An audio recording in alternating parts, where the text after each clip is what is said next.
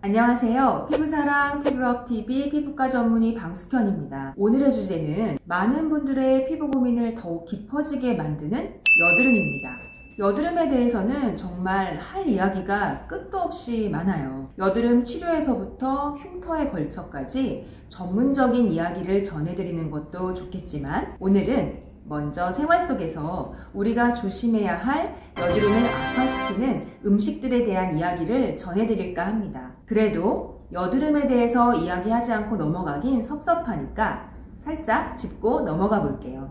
여드름을 발생시키는 요인은 크게 4가지로 볼 수 있습니다. 첫 번째, 피지 분비 과다. 두 번째, 모낭의 이상 각화. 또 세 번째, 염증 반응. 네 번째, 여드름균을 말하는데요. 이러한 원인들이 복합적으로 작용해서 면포성 여드름부터 화농성 여드름까지 다양한 형태의 여드름이 발생하게 됩니다. 우리가 생활 속에서 조심해야 하는 이유는 바로 이런 요인들을 자극할 수 있기 때문인데요. 피지를 자극하는 원인으로는 스트레스나 수면 불규칙으로 인한 호르몬 변화, 또 사춘기 시절의 성호르몬 변화, 당지수를 높이는 음식이나 과도한 유제품, 또 오일이 함유된 화장품이나 피부의 건조함 등이 있습니다.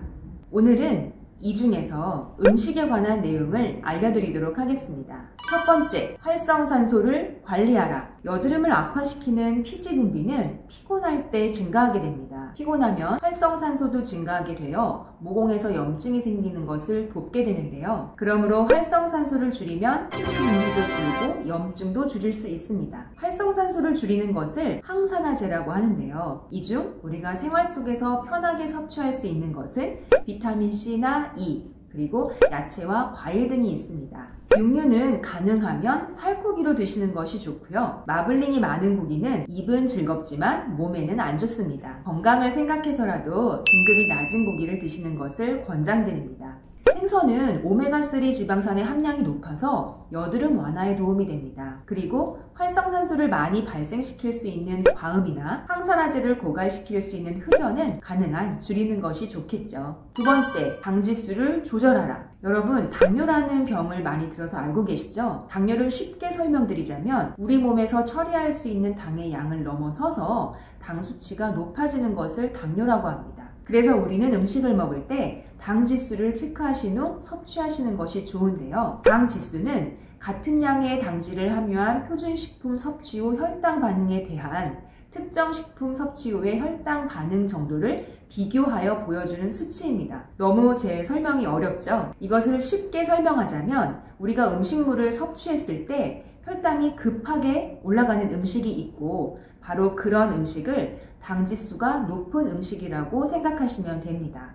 당지수가 높은 음식들은 인슐린 유사 성장인자의 활성도를 높여주고 또 안드로겐의 형성과 각질세포와 피지세포를 자극하게 되면서 결국 여드름의 원인인 피지 분비를 늘어나게 하고 결국 여드름이 악화하게 되는 거죠. 당지수 말씀을 드리니 단 것 안 먹으면 되는 것 아닌가요? 라는 질문을 하실 수 있는데요. 어릴 때 그런 이야기 들어보지 않으셨나요? 단 것 먹으면 당뇨 걸린다. 사실은 그렇지 않습니다. 달지 않은 음식도 당을 가지고 있습니다. 하다못해 우유에도 유당이 있으니까요. 당지수가 높은 대표적인 음식들로는 정제된 밀가루, 흰 쌀밥, 떡, 음료수, 사탕, 아이스크림, 초콜릿 등이 있습니다. 그러므로 여드름을 억제하기 위해서는 당분 함량이 높은 과자나 빵, 아이스크림, 파이, 설탕이 함유된 음료 등은 가능하면 적게 드시는 것이 좋고, 흰밥보다는 잡곡밥처럼 당지수가 낮은 음식을 선택해서 드셔주시면 같은 칼로리라도 당분이 서서히 흡수되면서 소모되기 때문에 몸무게도 줄어들고 여드름도 좋아질 수 있습니다. 우유나 아이스크림, 치즈를 포함한 유제품의 섭취를 줄이는 것이 좋은데요. 이 우유 속에는 안드로겐으로 분해될 수 있는 여성 호르몬이 증가되어 있고, 인슐린과 인슐린 유사 호르몬의 형성을 촉진시켜서 여드름을 악화시킬 수 있다고 합니다. 또한 우유는 요오드 함유량이 높아 여드름을 악화시킬 수 있는데요. 그런데 여성분들이 다이어트를 위해 많이 섭취하시는 저지방 우유는 지방이 적어서 괜찮지 않을까? 라고 생각하실 수 있는데요. 연구에 따르면 저지방 우유를 만드는 과정에서 인슐린이나 인슐린 유사 호르몬 성분이 강화되고 여드름을 유발하는 알파 락타알부민이 더 많이 함유되어 있어서 여드름이 오히려 더 악화될 수 있다고 합니다. 화학 시간에 배우는 주기율표의 할로겐 쪽에 속하는 물질을 섭취하거나 피부에 닿으면 여드름이 늘어날 수 있는데요. 할로겐 쪽에는 불소, 염소, 브롬, 요오드와 같은 성분이 있습니다. 앞에서 설명드린 우유에 포함된 요오드도 그러한 이유 때문에 여드름에 해로운 영향을 준 것입니다. 치약에 들어있는 불소,